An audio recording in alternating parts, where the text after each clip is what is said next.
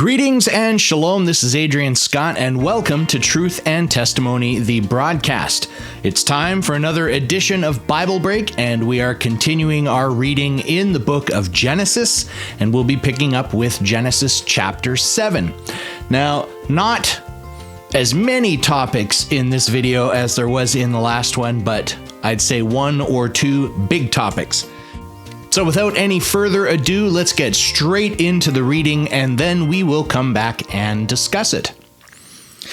Genesis chapter 7, picking up at verse 1.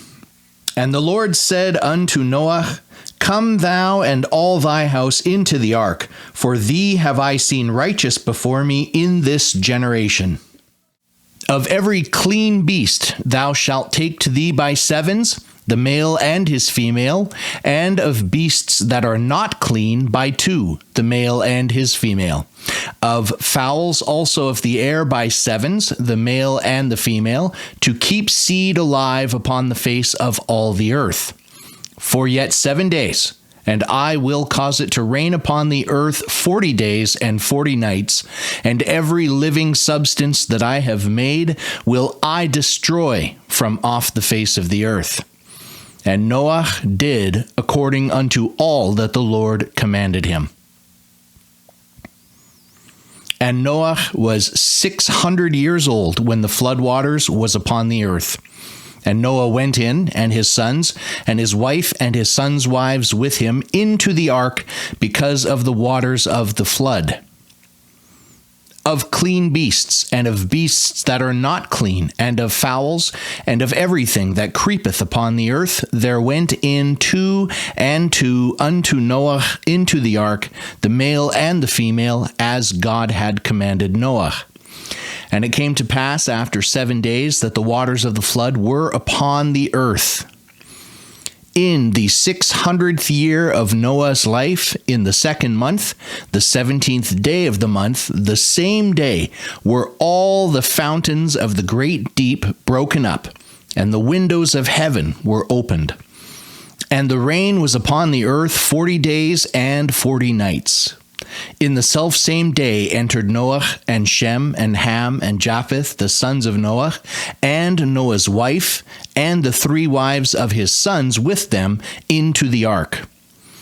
They and every beast after his kind, and all the cattle after their kind, and every creeping thing that creepeth upon the earth after his kind, and every fowl after his kind, every bird of every sort.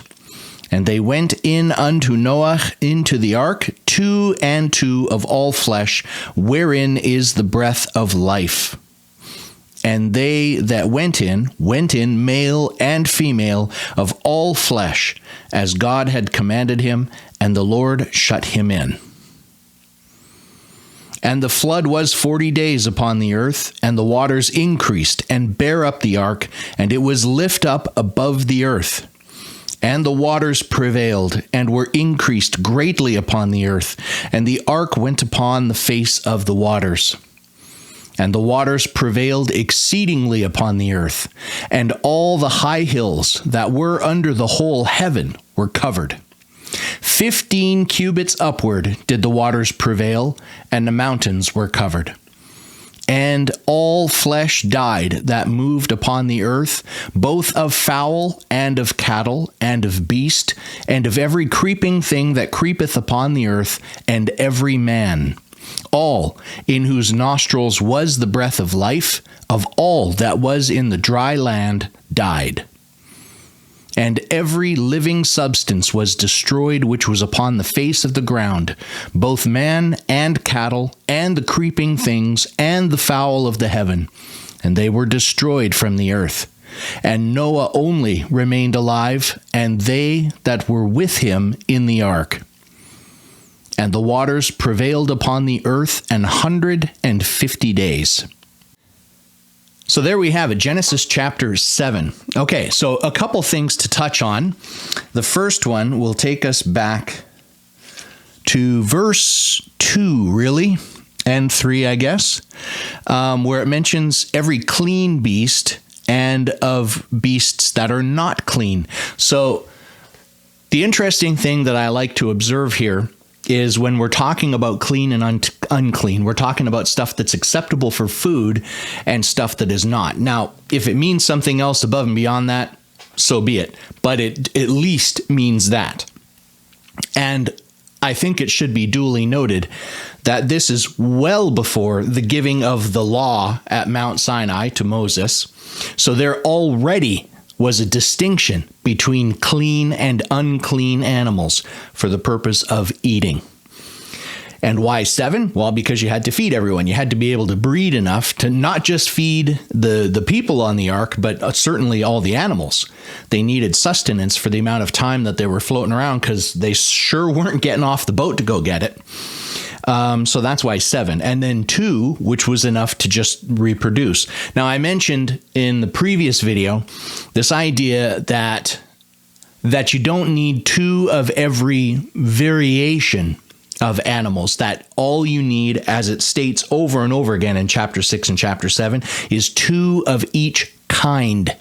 Because I would say the DNA for all those variations are within those 2, certainly at that point. It's been long enough now, you could make a case that, the integrity of DNA has eroded and it is not as clean and pure as it once was. Certainly not at this point. Well, that's not even the right way to put it, because I do think that there was a twisting of that DNA. Now, we mentioned that in the previous video as well, this twisting of DNAs. But you could still say that ultimately the DNA started pure or more intact, more with more integrity than it is now, but it was twisted. Now, I would say not necessarily so much with the animals. However, that you could even make an argument there, because I also make the case that as man became more twisted and more evil and more violent, that it has a trickle-down effect on the rest of creation, as I do think that creation is more intertwined and interconnected than a lot of people might realize. More than I realize. I speculate on that, but I suspect that it's there. So really, that kind of was the point of just the fact that long before we got the law at Mount Sinai given to Moses, we already had a distinction between clean and unclean beasts. Now, this gets into the next part, which is kind of interesting, and it really touches on a theory. I'm going to have a few other videos, and I'm going to put the links for them down below. So I do encourage always to go check out those videos. There's some great stuff in there, and it's going to go more in depth than I can here. Because honestly, I do a lot of this. I pre-plan some of it, but I'm doing a lot of this off the top of my head. So I'm just trying to go by memory here.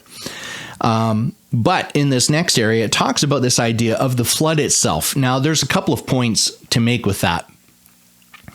The first one touches on the idea of how did we get that much water to flood the entirety of the planet? Actually, maybe I should back up and kind of touch on the other topic first. So there is a school of thought within theology, within biblical theology, that it wasn't a global flood and that it was instead a localized flood. To me, I've never understood that one, and I think that that's someone trying too hard to fit something else into biblical theology rather than letting the Bible interpret itself.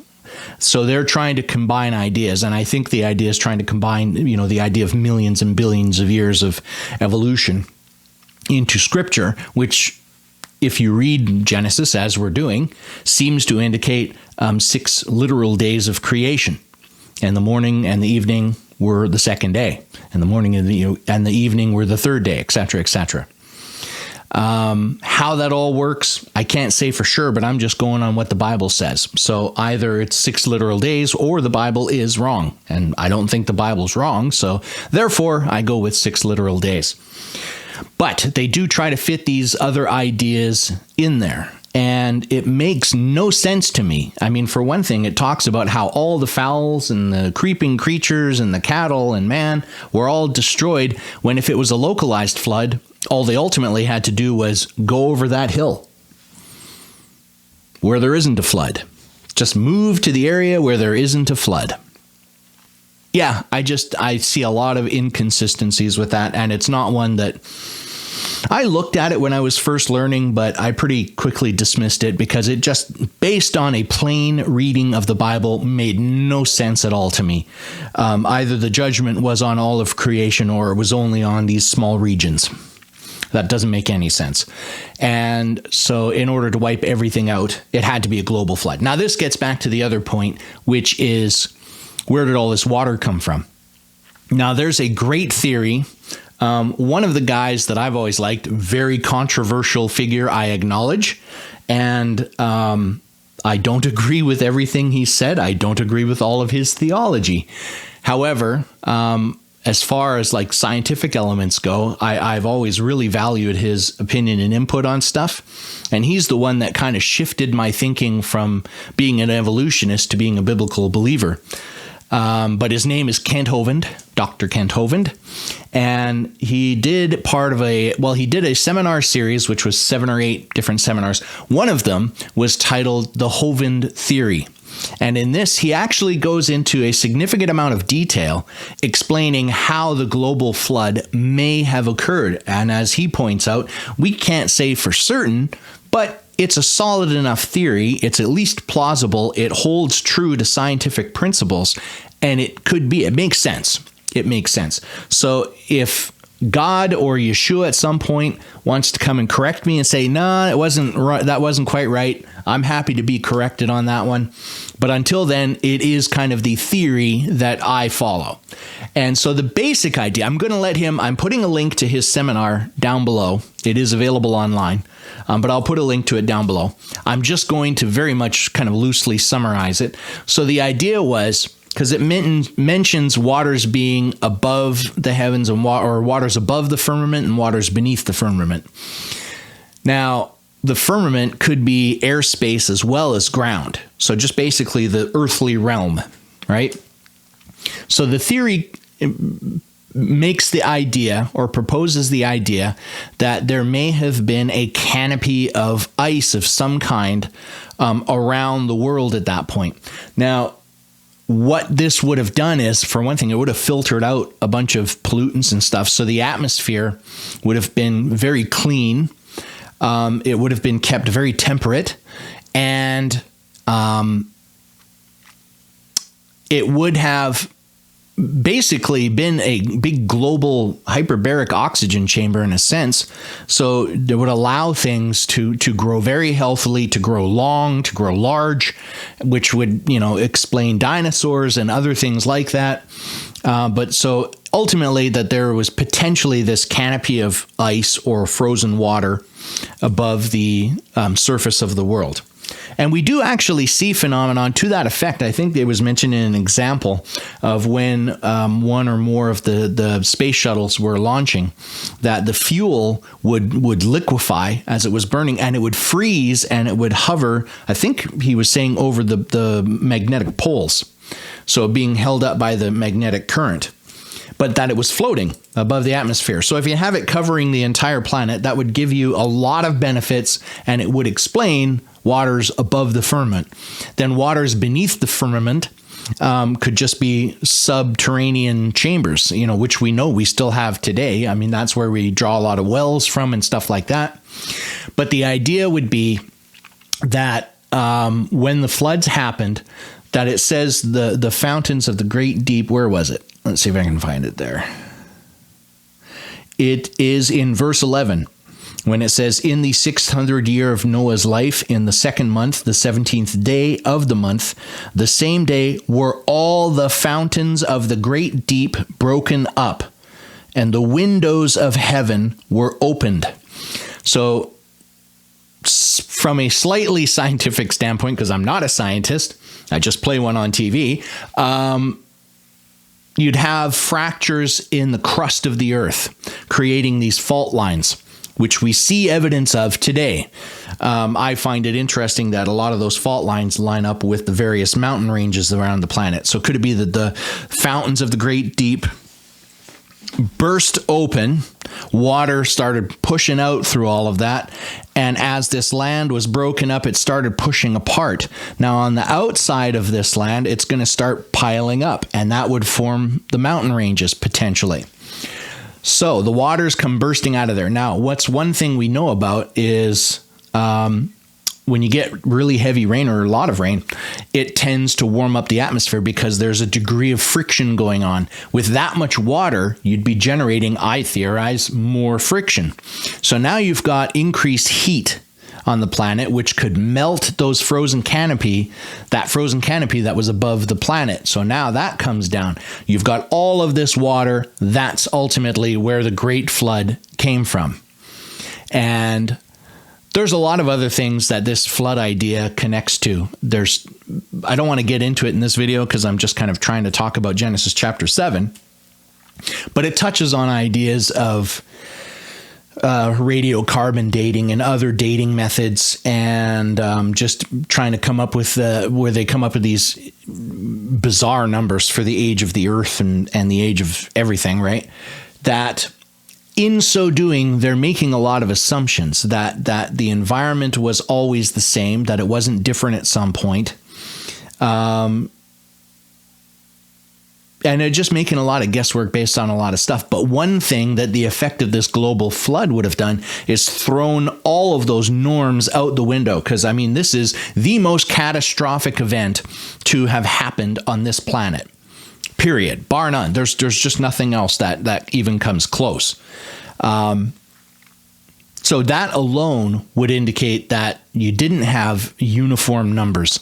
So could it be that, rates of decay in different elements, or the amounts of those elements, would have been different at a period in the past? And there's lots of little evidences that lend itself to support that idea. I'll leave you to research that stuff if you want to, but it touches on a lot of stuff. But back to Genesis 7, I mean, it's that idea that, again, recapping, a localized flood rather than a global flood makes no sense to me. Had to be a global flood. How could that global flood have happened? Well, I've given you the one very skeleton summary of potential ideas. And again, if you find that at all interesting, with that link that I'm putting down below, it's a full, at least hour and a half. It might be a bit more seminar from Dr. Kent Hovind on this Hovind theory.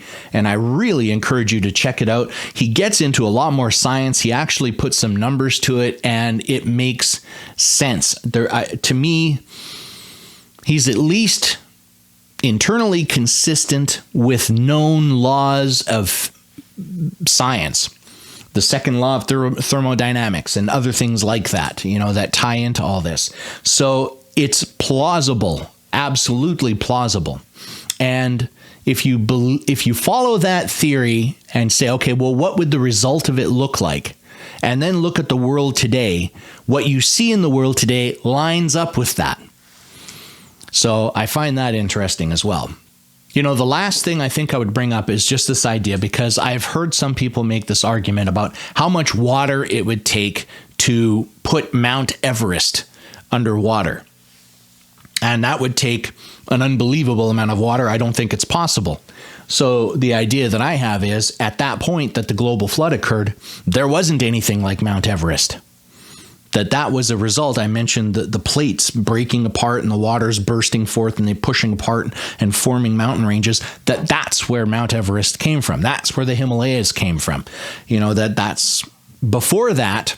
So the idea is, before that, mountains were not as big.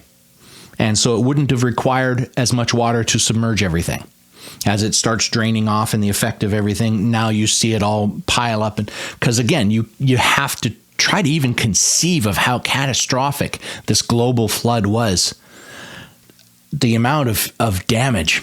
And that ties into another thought. And I think on this one, I'll start to wrap it up, where I've mentioned that, what is this global flood? It's God's judgment on the world, on man in particular, but on the world, which had become wicked and corrupted and twisted for whatever the cause was. I have my theory, but it was his judgment. So when we look out there today, and we can see some amazingly what we think of, beautiful scenes, tree-capped mountains and all these rolling hills and plains and all these different things that we would say is very beautiful.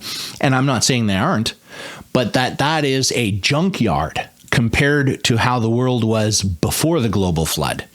Just to throw that idea out there. Anyways, I'm not going to belabor it too long, so we'll kind of conclude it there with Genesis chapter 7. As always, I do encourage you, if you like the video, please give it a thumbs up, give it a punch if you're on Rumble, and share it with others, because we're trying to get this information out there, Ray and I. And if you have not yet done so, subscribe to the channel and hit the bell, the notifications, so that you are notified whenever Ray or I upload content to the channel. And until the next video, where we will pick up in Genesis chapter 8, I will say blessings to you all in the name of Yeshua HaMashiach, Jesus our Savior. And I say shalom and bye for now.